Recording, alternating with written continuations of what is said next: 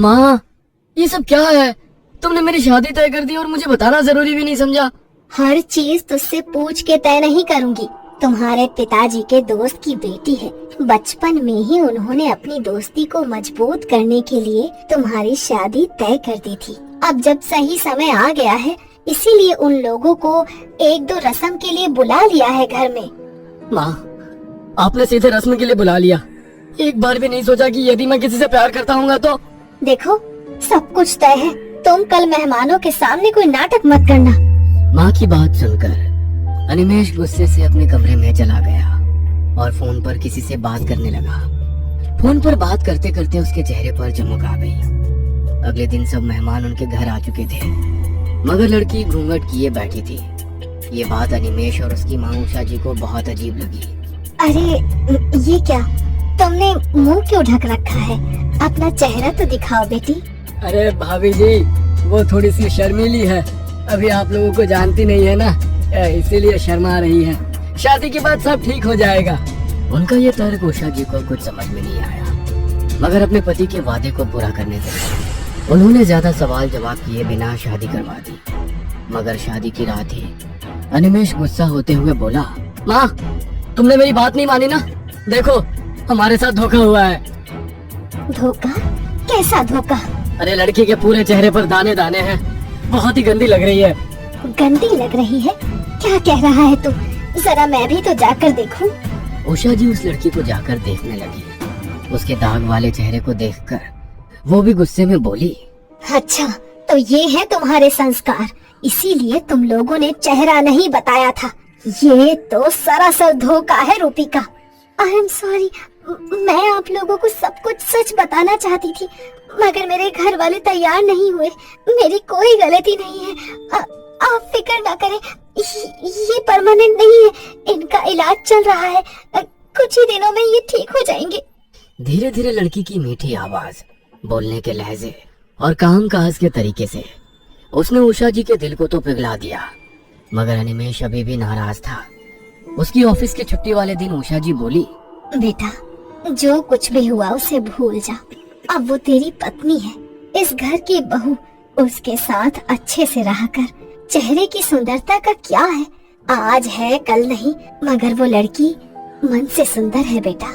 Please माँ, मुझसे कोई बहस मत करो, मुझे कहीं नहीं जाना। तभी उसके फोन पर किसी का फोन आया तो बात करते हुए अनिमेष मुस्कुराने लगा। ठीक है माँ, मैं उसे अपने साथ ले जाता हूँ। अनिमेष रूपिका को पहली बार बाहर लेकर जा रहा था, इसलिए वो बहुत एक्साइटेड थी। वो अच्छे से तैयार होकर अनिमेष के साथ घूमने निकल गई। अनिमेष उसे पहाड़ों पर घुमाने के लिए ले गया। अनिमेष किसी से फोन पर बातें करते हुए आगे तेजी से चल रहा था। रूपिका उसके पीछे पीछे धीरे धीरे चल रही थी। अनिमेष जी, प्लीज रुकिए ना। अनिमेष जी, मैं पीछे रह गई हूँ। अनिमेष जी। हाँ, तुम पीछे रहोगे तो मैं क्या करूँ? फटाफट चल नहीं सकती? नाम रूपिका और शक्ल। अरे इतना धीरे धीरे चलोगी तो कुछ घूम नहीं पाओगी। रूपिका धीरे धीरे आगे बढ़ रही थी। तभी उसे किनारे पर एक कांच चमकता हुआ नजर आया। अरे ये क्या है?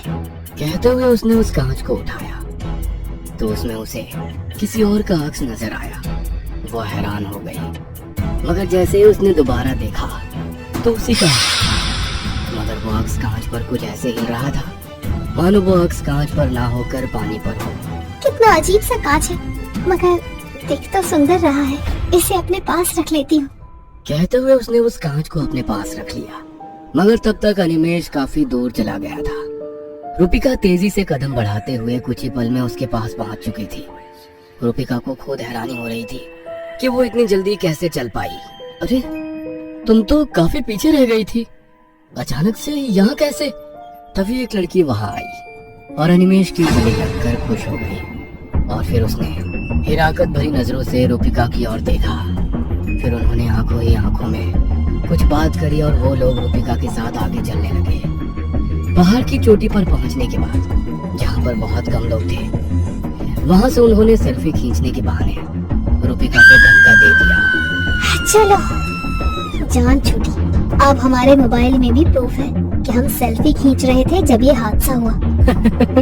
तुमने बहुत अच्छा प्लान बनाया था। सांप भी मर गया, लाठी भी नहीं टूटी, बस कुछ दिनों में हम दोनों एक हो जाएंगे। मैं भी बहुत दिनों से इसी का इंतजार कर रही थी। अब आंटी को भी हमारी शादी से कोई ऐतराज नहीं होगा। कहते हुए वो लड़की हंसने लगी और वो दोनों रूपिका के गिर जाने का शोर मचाने लगे। कोई है, प्लीज हेल्प मी, मेरी वाइफ यहाँ गिर गई है। उसकी आवाज सुनकर बहुत सारे लोग वहाँ पर इकट्ठे हो गए। कुछ देर में पुलिस वहाँ पर आ गई और अपनी टीम के साथ रूपिका को ढूंढने लगी, मगर उन्हें कहीं भी रूपिका नहीं मिली। सर देखिए, नीचे बहुत गहरी खाई है, अभी रात होने वाली है। हम उसका रेस्क्यू सुबह ही शुरू कर सकते हैं। रात भर में यदि उसे कुछ हो गया, कोई जंगली जानवर ने उसे खा लिया तो हम लोग इस वक्त कुछ भी करने में सक्षम नहीं है सर। आप लोग भी अपने घर जाइए, सुबह देखते हैं क्या कर सकते हैं। अनिमेश और वो लड़की एक दूसरे को देखकर मुस्कुराने लगे और इंस्पेक्टर के साथ ही पहाड़ से उतरकर जैसे ही अपनी कार के पास पहुंचे, कार में रुचिका बैठी हुई थी। तुम तो हाँ जी, मैं बहुत देर से आपका यहाँ पर इंतजार कर रही थी। तुम पहाड़ पर क्या कर रहे थे? अनिमेश हैरानी से उस लड़की की तरफ देखता है। लड़की गुस्सा होकर वहाँ से चली जाती है। अनिमेश रूपिका की साइड वाली सीट पर बैठकर ड्राइव करने लगता है। रूपिका का चेहरा बहुत ही भयानक नजर आता है। वो डर कर अगले ही पल जैसे ही रूपिका को देखता है तो वो पहले की तरह ही नॉर्मल थी। घर पहुंचकर अनिमेश गुस्से से अपने कमरे में चला गया। रूपिका, क्या हुआ है इसे? ये इतने गुस्से में क्यों है? रूपिका रहस्यमयी तरीके से मुस्कुराते हुए अनिमेश के पीछे पीछे अपने कमरे में चली गई। देर रात पलंग तेजी से हिलने लगा। रूपिका, ये क्या कर रही हो? कहते हुए वो जैसे ही पीछे पलटा, रूपिका वहाँ पर नहीं थी। वहाँ पर था तो वो कांच था जो रूपिका ने पहाड़ पर से उठाया था।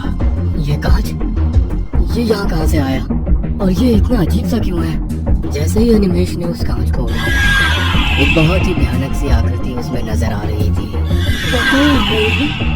बता, इस दुनिया में सबसे खूबसूरत कौन है? मैं? और कौन? और कौन? मैं।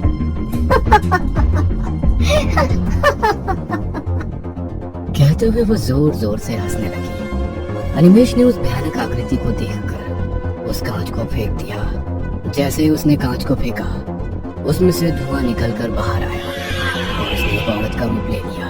इस दुनिया में सभी को चांद पसंद है, मगर कोई उस चांद के दाग को नहीं देखता।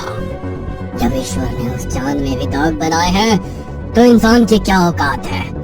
मगर तुम्हारे जैसे लोग सुंदरता में इस तरह खो जाते हैं कि उन्हें होश ही नहीं रहता कि मन की सुंदरता भी कोई चीज होती है।